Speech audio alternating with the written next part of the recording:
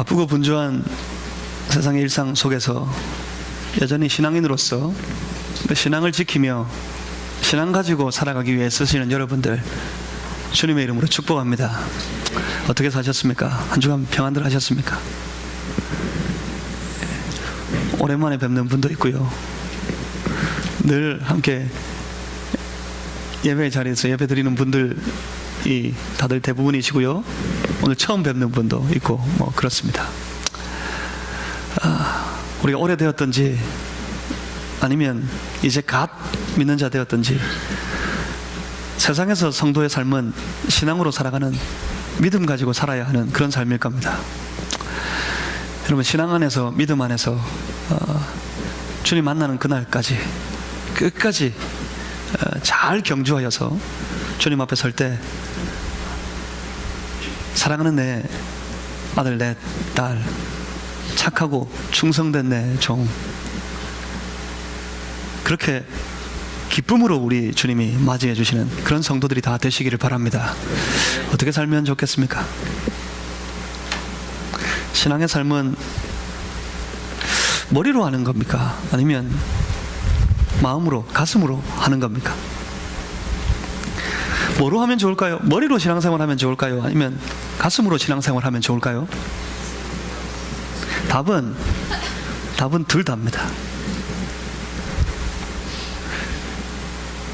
기독교의 신앙은 우리의 머리와 우리의 가슴이 함께 만난 자리에서 성령께서 그 신앙에 아주 폭발적인 힘을 더해 주실 때 그 사람이 변하고 그들이 모인 모든 자리가 변화되어지는 놀라운 역사와 강력한 능력입니다. 머리로 하나님을 이해하고 가슴속에 주시는 주의 말씀이 충만할 때 그 자리에 주의 성령께서 능력으로 도우실 때 다 변합니다. 여러분 아십니까? 얼마나 많은 사람들이 변했습니까? 신앙 안에서, 믿음 안에서 얼마나 많은 강도들이, 얼마나 많은 알코올 중독자들이, 얼마나 많은 마약 중독자들이, 얼마나 많은 간음자들이, 얼마나 많은 도적꾼들이, 얼마나 많은 죄인들이, 얼마나 많은 패역한 삶이 예수 믿고 변화되었는지 모릅니다. 머리로 하나님을 아는 지식, 하나님을 알았기 때문이었어요. 알게 된 그 하나님이 주시는 그 말씀이 그 가슴을 가득 채웠기 때문이었어요. 그의 삶에 성령께서 친히 함께 하셔서 그 말씀대로 살아갈 힘을 주셨기 때문에 그들의 인생이 복음 안에서, 믿음 안에서 다 변화되어져 버렸던 것입니다. 그렇습니다. 신앙은 머리와 가슴으로 함께 하는 겁니다. 그런데 둘 중 하나는 뭐 더 중요한 게 있겠죠? 똑같을까요? 애들이 묻습니다. 애들에게 묻습니다. 엄마가 좋아, 아빠가 좋아? 답은 뭐죠? 답은 뭡니까? 여러분 어릴 때부터 많이 해보셨지요? 엄마가 좋아요, 아빠가 좋아요? 얼마나 저 세계 인류 역사 이래 가장 중요한 질문이었는데, 엄마가 좋으냐, 아빠가 좋으냐? 사람들이 그 질문에 아이들이 한 대답, 자녀들이 한 대답에 지금까지 속고 살고 있어요. 애들은 엄마나 아빠 둘 중에 한 명 좋습니다. 분명히 더 좋습니다. 애들 마음속에 있어요. 엄마가 조금 더 좋을 수도 있고 아빠가 조금 더 좋을 수도 있어요. 저는 저희 어머니가 좀 더 좋았습니다. 그래서 지금 천국에 가신 아버님한테 좀 죄송하기는 한데 그런 거 있어요. 분명히 아빠가 좀 더 좋을 수 있고, 대한민국 아빠들 참 불쌍한 건 대부분 다 엄마가 좀 더 좋아요. 그런데 애들 눈치가 빠르거든. 엄마가 좋다 그랬다가는 아빠가 삐질 것 같고, 아빠 좋다 그랬다가는 엄마가 삐질 것 같고, 엄마의 마음의 상처, 아빠의 마음의 상처, 이것 때문이 아닙니다. 그렇다고 엄마가 좀 더 삐져서, 아빠가 좀 더 삐져서 나에게 불리한 일이 생길까 봐 애들은 아주 지혜롭게 대답합니다. 둘 다 좋다고. 그건 지혜일지 모르겠습니다. 하지만 신앙 안에서 있습니다. 가슴이 더 중요할까요? 머리가 더 중요할까요? 둘 다 가지고 함께 신앙의 삶을 살아가는 거지만 그 둘 중에 분명히 하나는 더 중요합니다. 하나를 굳이 찾아야 한다면 그건 가슴이에요. 어떤 가슴이요? 하나님으로 꽉 채워져 있는 그런 가슴이어야 합니다. 로마서에서 사도 바울이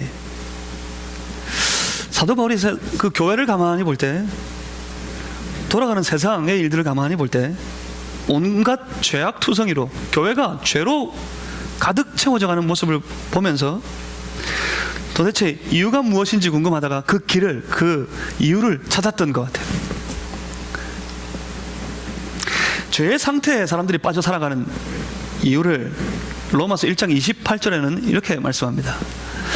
사람들이 그 마음에 하나님 두기를 싫어하며, 사람들이 그 마음에 하나님 두기를 싫어하니까 하나님께서는 그들의 빈 마음, 그들의 상실한 마음 그대로 내버려 두사, 하나님께서 그대로 내버려 두셨더니 그들의 모든 삶이 추악하고 탐욕스럽고 패역하고 불의하고 악독하고 사기치고 수근수근거리고 그렇게 살아가는 세상이 되었더라. 하나님께서 세상을 향한 정죄, 하나님께서 세상을 향한 심판이 그거였어요. 뭡니까? 그들이 마음에 하나님 두기를 싫어하니까 하나님께서 그 상실한 마음을 그대로 내버려 두셨더라. 무엇 때문이라고요? 수많은 죄악의 이유가 무엇 때문이라고요? 상실한 마음 때문입니다. 그 마음에 하나님이 없기 때문에, 그 가슴이 하나님으로 텅텅 비어져 버렸기 때문이라고 말씀하십니다. 그렇다면 정반대에 있겠죠. 죄악의 사망의 삶을 그 가슴이 하나님 온전히 상실한 마음 비어둔 그 상태로 살았기 때문이라면 오히려 의롭게 하나님 앞에 승리의 삶을 사는 길은 정반대에 있겠죠. 정반대로 뭡니까? 마음을 하나님으로 가득 채우는 겁니다. 하나님으로 꽉 채우는 거예요. 우리 개인의 삶에, 우리 개인의 가슴 속에 가슴마다 하나님으로 꽉 차 있는 성도가 되어야 합니다. 교회도 마찬가지입니다. 교회가 하나님으로, 교회의 그 가슴이 하나님으로 꽉 차 있는 그 교회가 될 때 비로소 승리의 역사의 삶을 시작할 수 있게 되는 겁니다. 이제 눈치 빠른 분들은 눈치채셨겠지만 새벽에 이제 열왕기 말씀을 계속 묵상하다가 지금 로마서 말씀을 묵상하고 있습니다. 지난 목요일 새벽에 로마서 말씀을 묵상하고 나누는 중에 우리 교회가 할례를 받되 몸에 육체의 할례를 받지 않고 마음으로 할례를 받아서 그 마음에 구별되어진 마음, 온전히 하나님으로 꽉 차 있는 그런 교회. 그래서 그 교회, 우리 교회가 신앙 덩어리, 믿음 덩어리 되기를 소망합니다. 그렇게 선포했습니다. 하나님으로 그 가슴이 꽉 차 있는 교회. 그래서 그 교회를 한마디로 신앙 덩어리, 믿음 덩어리인 교회, 우리 교회가 그렇게 되었으면 좋겠다 선포하고 난 다음에 저희 혼자서 제가 무릎 꿇고 기도를 하는데 스스로 너무 멋진 거예요. 제가 저한테 빠졌어요. 저희 아들이, 우리 예훈이가 저보고 항상 그럽니다. 아빠는 자뻑이 심하다고, 혼자 잘생겼다 그러고, 혼자 멋지다 그러고, 그래, 자뻑이 심하다고 그래요. 말씀을 선포하고도 제가 종종 그럴 때가 많아요. 제가 이렇게 선포하고 난 다음에도 이게 내 머리에서 나왔나? 내 머리에서 나온 게 아니라 하나님 주신 말씀이니까 그랬겠지요. 너무 멋진 표현들이 너무 많아요. 그래서 제가 그걸 꼭 다시 적어두고 그러는데, 그래, 무릎 꿇고 기도하는데 이게 너무 멋진 거야. 신앙 덩어리, 믿음 덩어리. 우리 교회가 신앙 덩어리, 믿음 덩어리 되어야겠다. 이 말이 너무 멋져요. 하나님 앞에서. 사실 그렇습니다. 하나님 앞에서 정말 멋져요. 우리 교회가, 우리 성도들 한 사람 한 사람이 하나님으로 꽉 채워져 있는, 한마디로 신앙의 덩어리, 믿음의 덩어리, 다 되실 수 있기를 주님의 이름으로 축복합니다. 오히려 세상으로 꽉 채워진 세상 덩어리로 살아가지 마십시오. 죄로 가득 꽉 채워진 죄악 덩어리로 살아가지 마십시오. 저 하나님 없는 세상은 당연히 그렇게 삽니다. 온 세상이 세상의 덩어리 아니겠습니까? 그런데 성도마저 죄악의 덩어리로, 세상과 같은 세상의 덩어리로 살아간다면 교회는 희망이 없을 겁니다. 그 교회는 세상의 소망이 되지 못할 겁니다. 우리 교회가 믿음으로 꽉 차 있어야 돼. 우리 교회가 신앙으로 꽉 차 있어야 돼.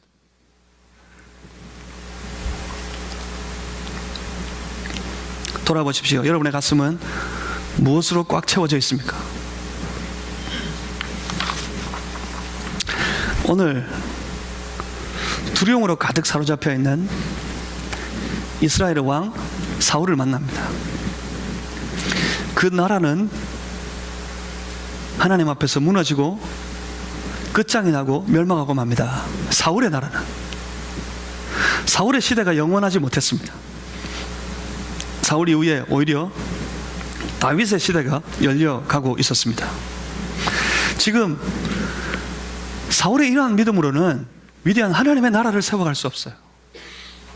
다윗의 모양이, 다윗의 신앙이 위대한 하나님의 나라를 세울 수 있는 온전한 믿음, 온전한 신앙의 역사였습니다. 사울을 오늘 볼 때 우리가 만나는 이 사울은 지금 두려워서 떨고 있는 사울입니다. 사울은 다윗이 두려웠고 다윗을 잡기 위해서 혈안이 되었습니다. 다윗 잡기 위해서, 다윗 한 사람 잡기 위해서 3,000명의 군사를 다 모아가지고 이리 뛰고 저리 뛰고 여기저기 헤매고 다녔어요. 국경도 비워두고, 군사들 다 모아가지고 국경도 비워두고 다윗 잡기만 혈안이 되어 있는 그런 사울이었습니다. 그러니까 얼마나 나라가 연약해지고 얼마나 나라가 위태로워졌겠습니까? 온 동네 사람들이 다 압니다. 온 나라 사람들이 사울은 다윗 잡으려고 한다, 이걸 다 알고 있어요. 그 소문이 흘러 넘쳐서 저 블레셋까지 갔습니다. 블레셋이 어떤 나라입니까? 블레셋은 호시탐탐 이스라엘을 노리고 있는 나라예요. 이스라엘들과 항상 전쟁을 하는 나라가 바로 블레셋이었습니다. 지금 사울이 다윗 잡으려고 군사를 다 모아서 돌아다니고 있다는 사실을 블레셋이 듣고 알고서 대대적으로 군사를 모아서 이때다 싶어 이스라엘을 치려고 다시 쳐들어옵니다. 그때 오늘 우리가 함께 읽는 성경의 본문인 사무엘상 28장 그 앞에 27장에 보면 다윗이 그의 사람들과 함께, 이제 그 사람들이 많아져서 한 600명 정도가 되기 때문에 그 이스라엘에 흔히 도망 다닐 만한 지역이 눈에 보이지 않습니다. 그래서 블레셋과 이스라엘의 접경지역, 국경지역으로 다윗의 일행들이 몸을 피신해 피난가 있습니다. 그런데 블레셋 쪽에 속해 있었어요, 그 지역이. 그러니까 다윗은 지금 블레셋에 들어가 있단 말입니다. 그곳에서 조금 안전하게 편안하게 다윗이 지내고 있습니다. 블레셋의 입장에서 이 상황을 보면 이스라엘하고 전쟁을 할 때 항상 문제는 사울 아닙니다. 다윗이었습니다. 그런데 그 이스라엘에 지금 다윗이 없습니다. 다윗도 없고 사울은 군사 다 데리고 그 다윗 찾아서 헤매고 다니고 있고, 얼마나 좋은 기회입니까? 지금 치면 이기겠다 싶었을 거예요. 정말 가소롭게 보였을 겁니다. 이제 이스라엘이. 이런 상황에서 사울은 그 쳐들어오는 블레셋을 보고 너무나도 초조하고 불안했습니다. 그런 와중입니다. 자, 다윗은 사울을 피해서 도망 다니는 중에 그와 함께 하고 있던 오합지졸 같은 사람, 그 사람들을 조금씩 훈련시켜가지고 이제 그들이 강해져 가고 정말 큰 용사로, 위대한 용사로 잘 준비되어지고 세워져 가고 있을 때, 그렇지만 여전히 도망하고 있고, 지금은 저 블레셋 국경지역까지 들어가 있는 그런 때 사울은 여전히 살기가 등등해서 다윗 잡겠다고 군사들 이끌고 이리저리 다니고 있을 때, 블레셋은 그 이스라엘을 쳐보겠다고 군사를 모으고 그 이스라엘을 쳐들어오고 있을 그때 보면 3절에 보시면 그런 상황에서 사무엘이 죽었으므로 합니다. 사무엘이 죽었답니다. 사무엘은 이스라엘 신앙의 마지막 영적인 보루와 같은 인물이었습니다. 사무엘을 통해서 하나님 말씀을 들었고, 사무엘이 있기 때문에 아직 영적으로 희망이 있다고 여길 만한 그런 인물이 바로 사무엘이었습니다. 신앙의 마지막 보루였다고요. 그런데 그 사무엘이 죽었다 합니다. 사무엘이 죽었으므로 온 이스라엘이 그를 두고 슬피 울며 그의 고향 라마에 장사하였다. 사무엘을 장사했습니다. 그런데 그때 사울은 신접한 자와 박수를 그 땅에서 쫓아내었더라. 평소에 사울의 행동하고는 좀 안 어울리는 행동입니다. 하나님 없는 사람이에요. 그런데 지금 이스라엘에 우상의 세력을 깨뜨리고 있습니다. 신접한 자와 박수를 그 땅에서 쫓아내었다. 뭘까요? 말씀 순종일까요? 율법 순종일까요? 아니요, 그렇지 않습니다. 사울의 가슴에 지금 하나님 없습니다. 사울의 가슴에 하나님이 없기 때문에 그래서 하나님께서 사울을 버렸습니다. 사무엘상 13장에 사무엘이 그런 사울이 너무나 안타까워서 했던 말이 그거였어요. 만약 왕이 하나님 말씀에 순종했더라면 왕의 나라가 영원했을 텐데. 무슨 말입니까? 왕의 가슴에 하나님이 없고 그래서 그가 주시는 모든 말씀을 다 순종하지 않고 버렸기 때문에 왕의 시대는 이제 끝이 났습니다. 왕의 나라는 이제 영원하지 못합니다. 그렇게 선포할 정도였습니다. 사울에게 그 가슴에 하나님이 없단 말입니다. 하나님 없는데 그런데 지금 말씀을 행하고 있습니다. 신접한 자와 박수를 그 땅에서 쫓아내고 있습니다. 그럴 수 있습니까? 하나님 없는데 말씀에 순종할 수 있습니까? 이게 되는 일입니까? 하나님 없는데 얼마나 안 어울려요. 하나님은 없는데 말씀도 없는데 말씀도 들리지 않는데 그런데 말씀에 순종합니다. 말씀을 행하고 있다고요. 이게 얼마나 안 어울립니까? 안 어울리는데 그런 일들이 비일비재합니다. 우리의 신앙의 모습이 다 그럴 때가 너무나도 많아요. 하나님은 없고 내게 주시는 말씀은 없는데 내가 머리로 기억하고 있는 성경 그것대로 내가 조금 더 의롭게 조금 더 선하게 살아야지 할 때가 참 많단 말입니다. 사울은 지금 껍데기뿐이에요. 하나님 백성들의 나라, 그 나라의 왕 사울은 지금 그 마음으로 그 신앙으로는 완전히 껍데기뿐입니다. 그러니까 지금 사울의 이 행위는 순종의 흉내예요. 그 순종의 흉내가 앞으로 이 신접한 자와 박수를 그 땅에서 쫓아낸 일이 그 이후에 사울에게 어떻게 영향을 끼치고 일이 어떻게 연결되는지를 한번 본문에서 잘 보실 필요가 있습니다. 그때 블레셋은 온 군사 모든 세력들을 다 동원해서 이스라엘을 침략해 왔습니다. 말씀에 순종하고 우상을 혁파하고 그러면 성경에 보시면 온 나라가 새로워지고 무너지던 나라도 다시 일어나고 멸망에 가까웠을 때 다시 회복하고 승리하는 역사가 있게 됩니다. 그런데 보십시오. 블레셋이 쳐들어왔습니다. 본문 4절에 블레셋 사람들이 모여 수넴에 이르러 진침해 사울이 온 이스라엘을 모아 길보아에 진쳤더니. 뭐 하려고 블레셋이 쳐들어왔습니까? 당연히 전쟁하려고 쳐들어왔죠. 사울이 군사를 이끌고 그 길보아까지 갔던 이유가 무엇 때문입니까? 블레셋과 전쟁하려고 갔죠. 그때 본문 5절을 보십시오. 사울이 블레셋 사람들의 군대를 보고 두려워서 그의 마음이 크게 떨린지라. 지금 그가 블레셋이 쳐들어왔다는 소식을 듣고 블레셋하고 전쟁하기 위해서 그 전쟁터에 나아가는데 그 눈에 보입니다. 저 블레셋의 군대가 보입니다. 그들의 군사의 수가 보이고 그들이 가지고 있는 무기가 눈에 들어옵니다. 그것 보고는 짓눌렸어요. 두려움에 무서움에 짓눌렸어요. 그래서 크게 떨었다고 말씀합니다. 왕이 떨고 있어요. 지금 두려워서. 사실 그럴만합니다. 당시 블레셋하고 이스라엘은 그 전력이 비교가 안 됩니다. 문명 자체가 틀립니다.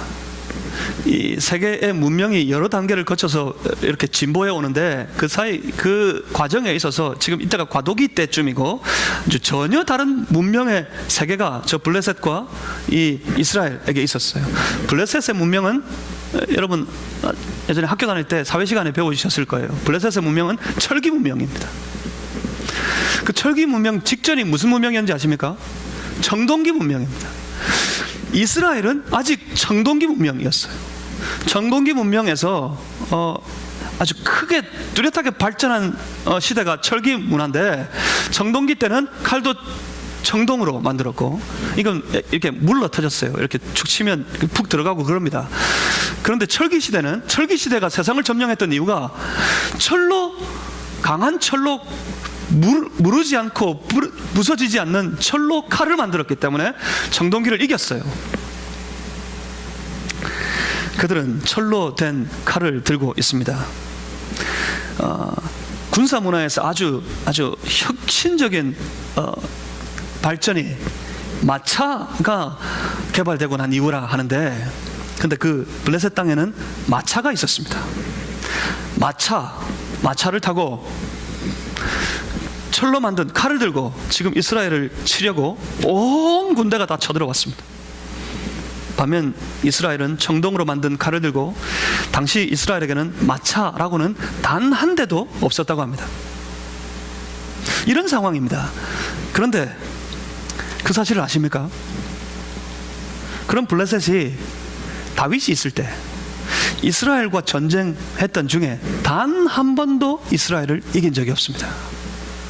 다윗이 있을 때, 다윗과의 싸움에서, 다윗이 블레셋과의 전쟁에 나갔을 때, 심지어 도망 다니고 있을 때 같이 도망하고 있는 몇 사람 데리고 나가서 블레셋과 싸웠을 때도 다윗은 블레셋을 이겼습니다. 심지어 다윗은 그 블레셋이 역사 이래 자랑하던 위대한 장군 골리앗을 볼 때 마치 사자나 곰, 짐승의 하나로 여기고 그에게 달려가서 싸워서 죽이고 이겼던 적도 있습니다. 왜요? 무엇 때문에? 왜 그랬을까요? 다윗에게는 철보다 강한 무기가 있었을까요? 아니면 다윗에게 그 철로 무장한 군사를 이길 수 있는 싸움 실력이, 탁월한 싸움 실력이 있었을까요? 아니요, 그렇지 않습니다. 하지만 다윗이 이길 수 있었던 이유는 다윗의 눈에 블레셋이 보이지 않았기 때문입니다. 다윗이 블레셋을 보지 않았기 때문입니다. 다윗의 눈에는 골리앗이 보이지 않았습니다. 다윗의 눈에는 그들이 가지고 있는 칼과 그들이 타고 온 마차가 보이지 않았습니다. 다윗의 눈에 보이는 것은 오직 하나님밖에 없었어요. 다윗은 그 가슴이 오직 하나님으로 꽉 차 있는 사람이었기 때문에 오직 하나님만 바라보고 그 하나님만을 믿고 하나님만 의지하는 믿음 가지고 나아가서 싸웠더니 이겼더란 말입니다. 승리가 여기 있습니다. 하나님으로 꽉 차 있는 가슴, 하나님으로 꽉 차 있는 마음, 그 마음 가지고 살아갈 때는, 나아갈 때는 우리 앞에 만나는 어떤 대적과도 같은 상황, 어떤 어려움, 어떤 두려움, 어떤 고통이 찾아와도 다 이기게 될 것입니다. 하나님이 꽉 차 있는 가슴이 말입니다. 하나님이 꽉 찬 신앙으로 모든 상황과 형편에서 승리하시는 여러분들이 되시기를 주님의 이름으로 축복합니다. 그런데 지금 이 상황에서 사울은 두려워서 떨고 있습니다. 왜요? 사울의 눈에는 그들이 가지고 있는 무기가 보였습니다. 사울의 눈에는 그들이 타고 온 마차가 보였습니다. 사울의 눈에는 정말 구름대처럼 모여있는 블레셋의 군사들의 수가 보였습니다. 성경이 분명히 이렇게 말씀합니다. 5절에 사울이 블레셋 사람들의 군대를 보고 두려워서 크게 떨었다고요. 가슴속에 하나님 없으면 보입니다. 세상에 위력이 보입니다. 가슴에 하나님 없으면 보입니다. 세상에 두려움이 보입니다. 그래서 떨게 되어 있습니다. 그런데 그때, 그렇게 그 답답한 상황에, 그 위기에 대해 또 하나님은 아무런 말씀도 주시지 않습니다. 사실 정확하게는 하나님은 말씀을 멈추시는 분이 아닙니다. 정확하게는 사울에게 하나님의 말씀이 들리지가 않습니다. 본문 6절을 보십시오. 사울이 여호와께 묻자오되, 뭐 했다고요? 사울이 지금 뭐 했다고요? 하나님 없는 사람의, 하나님을 떠나버린 사람이, 그 가슴이 비어진 이 사람이 지금 뭐 하고 있습니까? 여호와께 묻자오되 뭡니까? 기도했단 말입니다. 놀랍지 않아요? 기도했답니다. 기도했습니다. 그런데 우리 지난 금요일에도 보셨지만 성경에서 아주 뚜렷한 패턴이 하나 있어요. 기도하면 어떻게 하신다고요? 기도하면 들으신다고요. 기도했더니 여호와께서 들으셨더라. 이게 성경의 패턴입니다. 기도하면 들으신다. 기도하면 들어줄 것이다. 기도하면 이루어진다. 이게 성경이에요. 근데 여기 이 사울의 기도를 보십시오. 사울이 여호와께 묻자오되 여호와께서 꿈으로도 우림으로도 선지자로도 그에게 대답하지 아니하셨다. 기도했는데 하나님이 응답하지 않으셨다. 아주 희귀한 말씀입니다. 뭐라도요, 하나님이 기도할 때 하나님이 그에게 말씀 주시거나 말씀을 깨닫게 하시거나 하나님의 뜻이 무엇인지 확신을 가지게 하시거나 그렇게 하시지도 않았을 뿐만 아니라 기도했을 때 꿈에도 하나님 말씀 없었고 우림으로도 하나님의 말씀을 발견할 수 없었고 선지자도 하나님의 말씀을 주지 않았다 합니다. 뭐 꿈으로 말씀을 들을 때도 있었습니다. 이때 특히 이 시대에는 성경이 아직 완전히 확립되지 않은 때였기 때문에 그래요. 꿈으로 여러 형편에 따라서 꿈으로 말씀하시기도 합니다. 우림은 뭐냐면 우림과 둠밈이라고 있어요. 우림은 제사장이 하나님의 뜻을 물을 때 던져가지고 하나님의 뜻을 제비 뽑는 주사위 같은 겁니다. 이렇게 탁 던져가지고 이게 하나님 뜻이구나 그렇게 알아서 그대로 행했던 이스라엘의 제사의 한 방법입니다. 그런데 우림을 던져도 몰라요.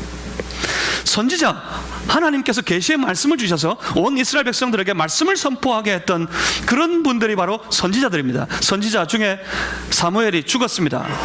선지자도 말하지 않습니다. 말하지 않는 그런 시대가 되어버리고 말았습니다. 얼마나 무서운 장면인지 모릅니다. 왕은 하나님을 떠났고 그 어디에도 결국 하나님의 응답이 들리지 않는 그런 때, 그런 시대, 그렇게 되어버리고 말았습니다. 하나님과 완벽하게 단절되어 있는 그런 상태였단 말입니다. 사실은 이게 가장 큰 위기입니다. 블레셋의 군대의 수가 위기가 아니라 아무리 가슴을 찢고 한탄을 해도 그 어디에서도 하나님의 말씀이 들리지 않는 그런 때, 그런 순간 정말 위기입니다. 들을 수가 없었어. 이스라엘, 하나님께서 세우신 나라인데 하나님 말씀이 없었습니다. 사울, 하나님께서 세우신 왕인데 하나님 말씀이 들리지 않았습니다. 이것보다 무섭고 두려운 장면은 그 어디에도 없습니다. 블레셋이 문제가 아닙니다. 잘 기억하십시오. 우리가 만난 어떤 상황이 문제가 아닙니다. 아무리 어려운 상황이라도, 아무리 걱정스러운 일이라도 그 어려운 상황이나 그 염려와 걱정의 거리, 그것이 문제가 아닙니다. 문제는 그 어려운 상황에 오직 해결하실 수 있는 유일한 답이 되신 우리 하나님께서 내가 만난 그 어려운 문제, 그 어떤 형편에도 아무런 답을 주시지 않을 때, 하나님께서 더 이상 내게 말씀해 주시지 않을 때, 하나님의 말씀이 더 이상 나에게 들리지 않을 그때, 그때가 가장 심각한 문제고 그때가 가장 심각한 위기라는 사실을 분명히 기억하시는 여러분들이 되시길 바랍니다. 기억해야 합니다. 하나님께서 함께 하시지 않을 때는 작은 위험에도 무너지고 멸망하고 맙니다. 하지만 하나님께서 함께 하실 때는 어떤 강한 적도 어떤 어려운 문제도 이스라엘을 이길 수가 없었습니다. 하나님의 백성들을 세상은 이길 수가 없습니다. 그런데 더 이상 하나님께서 응답하시지 않습니다. 근데 그것보다 더 심각한 문제는 그것조차 몰라요. 하나님께서 응답하시지 않는다. 하나님께서 말씀하시지 않는다. 하나님의 말씀이 들려지지 않는다. 하나님께서 내게 주시는 말씀이 아무것도 없다. 그것조차도 자기가 스스로 깨닫지도 못해요. 하나님 말씀 없어도, 내게 주시는 하나님의 말씀이 없어도 전혀 개의치 않는 그런 신앙이 되어 있다는 말이에요. 그런 신앙에 우리가요, 성경이 있으면 성경 읽으면 되지. 이 성경을 통해서, 성경은 살아계신 하나님의 말씀이라고 그랬어요. 말씀은 그의 백성이 들어야 하는 겁니다. 성경을 읽어도 나에게 주시는 하나님의 말씀이 전혀 들리지 않고, 뭐야? 하나님 뭘 원하실까? 전혀 모르겠고, 그래서 나 개인에게 주시는 하나님의 말씀이 들려지지 않는데도 그게 신앙적으로 별로 큰 문제도 아니에요. 전혀 개의치도 않아요. 그렇게 개의치 않는 신앙이 된 것이 더 심각한 문제입니다. 사울 지금 하나님한테는 관심도 없어요. 오직 그냥 궁금할 뿐입니다. 두려워서 궁금할 뿐입니다. 이 전쟁에서 이길까 질까. 그럴 때 많죠. 우리가 얼마나 그럴 때 많아요. 이길까 질까, 될까 안 될까. 이 어려움에서 벗어날 수 있을까, 계속 어려울까. 이게 궁금한 거예요. 내 문제만 궁금한 거예요. 사울이 지금 상황에서 뭐 해야 됐을까요? 블레셋이 쳐들어왔을 때 그 군사들 보고 두려워 떨 때 사울이 뭐 해야 했을까요? 기도해야 된다고요? 기도해야 한다고요? 사울이 기도했잖아요. 사울이 기도하고 있습니다. 지금 하나님께 물었어요. 하지만 문제가 어디에 있었습니까? 사울이 지금 이 상황을 보지 못하는 거예요. 그가 하나님을 떠나버려서 그 마음이, 하나님을 떠나서 그 마음에 더 이상 하나님이 계시지 않고, 하나님이 더 이상 그의 마음에 말씀 주시지 않는데, 하나님이 마음에서 하나님을 떠난 그 사울이 너무나 안타깝고, 하나님께서 그 사울을 기뻐하시지 않으셔서 사울을 버리셨는데, 사울은 그 상황에서 오직 자기 앞에 놓여있는 문제만 보고 있다는 사실이 문제입니다. 그거 가지고 기도하는 거예요. 이번 전쟁에서 그냥 단지 자기가 어떻게 될까, 우리가 이길 수 있을까, 내가 살아남을 수 있을까, 그것만 궁금하고 어떻게든지 전쟁에서 이겼으면 좋겠는데, 그런 관심밖에 없어서 하나님께서 꿈으로도 우림으로도 선지자로도 말씀하시지 않는 것 같으니까 사울이 여기까지, 이렇게까지 합니다. 본문 7절입니다. 사울이 그의 신하들에게 이르되 나를 위하여 신접한 여인을 찾으라. 내가 그리로 가서 그에게 물으리라. 신접한 자들을 누가 쫓아냈죠? 사울이 쫓아냈습니다. 그런데 보십시오, 이렇게 연결됩니다. 사울이 그 신접한 여인을 찾고 있어요. 사울이 뭐 해야 했을까요? 하나님의 말씀이 없을 때, 정확하게 하나님의 말씀이 자기에게 들리지 않을 때 사울이 뭐 해야 했을까요? 그가 지금 신접한 여인을 찾을 게 아니라 하나님 앞에 나아가서 엎드려서 내가 아무리 기도해도 하나님이 응답하시지 않을 때 그가 외치고 부르짖어야 했던 것은, 하나님 나를 돌아봐 주십시오. 하나님 나에게 다시 돌아오십시오. 하나님 내 안에 오시옵소서. 하나님, 내가 하나님을 떠나버리고 하나님 없이, 하나님 비어진 채로 이 가슴으로, 이 신앙으로 지금까지 나만 위하여 살았던 모든 삶을 하나님 용서해 주시고 내 가슴에 다시 하나님 충만하게 하시고 내 안에 하나님 다시 돌아오셔서 나로 다시 하나님 볼 수 있게 해주십시오. 그렇게 가슴을 찢고 하나님 앞에 엎드렸어야 합니다. 그런데 지금 이길까요 질까요 물어도 대답이 없으니까 그가 지금 뭐 하고 있습니까? 나를 위하여, 누구를 위하여? 이스라엘을 위하여가 아니라 나를 위하여 신접한 여인을 찾으라. 내가 거기 가서 그에게 물어보겠다. 이게 뭡니까 도대체? 이게 신접한 여인에게 가서 뭐 물어보는지 아십니까? 뭐 구하는지 아십니까? 신접한 여인을 만나가지고 사울이 구하는 건, 사울이 물어보는 건 하나님의 뜻이 뭐냐 이겁니다. 무당한테 가가지고, 점쟁이한테 가가지고, 점치는 사람한테 가서 하나님의 뜻이 뭐냐고 물어보는 꼴이에요. 사울이 뭘 요청했는지 아십니까? 그 신접한 여인을 만나서 사무엘을 불러달라 그럽니다. 사무엘 불러달라고, 사무엘에게 물어보겠다고. 사실 여기서 중요한 것은 지금 사울이 이 지경까지 됐다, 이게 우선 문제가 아닙니다. 사울이 신접한 여인을 찾았다, 이게 우선 문제가 아니라, 점쟁이 집에 가느냐 아니냐, 뭐 이게 우선 문제가 아닙니다. 내 방법으로 내 마음대로, 하나님 때문에 신앙 정반대말이 뭐라고 제가 예전에 금요일날 선포했습니다. 뭐죠? 내 마음대로의 신앙이에요. 하나님 때문에의 신앙의 반대말은 내 마음대로의 신앙입니다. 내 마음대로 신앙. 사울이 내 마음대로 신앙으로 살았어요. 내 마음대로의 신앙이 되어서 내가 정한 방법, 내 생각대로 문제를 해결하려고 달려드는 그것이 우선 문제가 아니란 말입니다. 문제는 뭡니까? 문제는 항상 보이지 않는 데 있어요. 지금 신접한 여인을 찾고 있는 이 사울의 문제는 지금 그 행동에 보이지 않는 부분에 문제가 있습니다. 사울이 신접한 여인을 찾게 되기까지 우리가 우리의 힘으로 우리의 문제를 해결해 보려고 내 마음대로 살아가게 되기까지, 그렇게 되기까지 철저하게 하나님을 떠나버린 그의 가슴이 문제였단 말입니다. 그 지경이 되기까지 하나님을 완전히 비워내버린, 하나님을 밀어내버린 그 마음이 문제였단 말입니다. 그 가슴 속에 하나님이 없다는 것이 문제입니다. 그 가슴이 철저하게, 너무나도 완벽하게, 깨끗하게 하나님을 소재해내버렸다는 것이 문제입니다.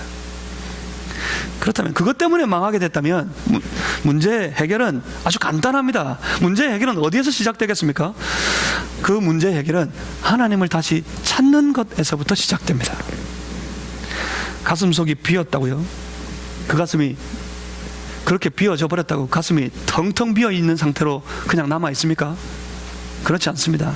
가슴 속에서 하나님 떼내고 나면 바로 그 빈자리는 세상이 차고 들어옵니다. 세상의 탐욕과 죄의 욕망이 그 가슴에 딱 차고 들어와요. 뭐로 가득 차질까요? 하나님 빼내면 그만큼 세상이 꽉 차 있습니다. 세상이 가득 차집니다. 죄가 가득 차집니다. 그래서 다시 승리의 삶, 하나님을 찾는 신앙은 뭐부터 시작입니까? 그 세상을 조금씩 비워내는 것에서부터 시작입니다. 하나님을 밀어냈던 그 열심 가지고 세상을 밀어내는 것에서부터 시작입니다. 죄의 욕심을 밀어내는 것에서부터 시작입니다. 그 비어진 자리에, 조금씩 비어져가는 자리에 하나님을 채워야 돼요. 하나님을 향한 신앙을 채워야 돼요. 다시 하나님을 부르고 또 찾기 시작해야 돼요. 다시 하나님을 가득 채우는 과정, 그 과정에서부터 승리의 역사는 시작되어집니다. 하나님이 가득 차고 나면 어떤 일이 생기는지 아십니까? 내 안에 하나님을 채우고 나면 다시 하나님께서 내 안에서, 내 가슴 속에서, 내 마음 속에서 말씀하시는 말씀이 들려지기 시작합니다. 나에게 주시는 말씀이 생기기 시작한다고요. 그 말씀이, 나에게 주시는 하나님의 말씀이 생겼습니다. 그럼 뭐 하기 시작할까요? 순종하기 시작합니다. 나에게 주시는 하나님의 뜻이 무엇인지, 나에게 원하시는 것이 무엇인지 알아가기 시작했어요. 그러면 순종하기 시작합니다. 순종하면 어떤 일이 벌어질까요? 순종하면 하나님의 역사가 나타나기 시작해요. 하나님의 역사, 승리의 역사가 나타나기 시작하는 거예요. 하나님이 내 가슴 속에 채워지면, 그래서 삶의 열매는, 승리의 열매를 우리가 거두게 되는 것이 바로 그것 때문입니다. 그러니까 우리 가슴이 하나님으로, 하나님이 주시는 말씀으로 꽉 차 있는 그런 신앙이 다 되시기를 주님의 이름으로 소망합니다. 과연 선포했던 것처럼 여러분 개인이, 우리 온 교회가 한 덩어리로, 신앙의 덩어리, 믿음의 덩어리가 되시기를 주의 이름으로 축복합니다. 신앙 덩어리, 믿음 덩어리 되면 문제는 물러갑니다. 모든 염려는 박살나게 되어 있습니다. 모든 아픔은 사라지게 되어 있어요. 모든 고통은 없어지게 되어 있습니다.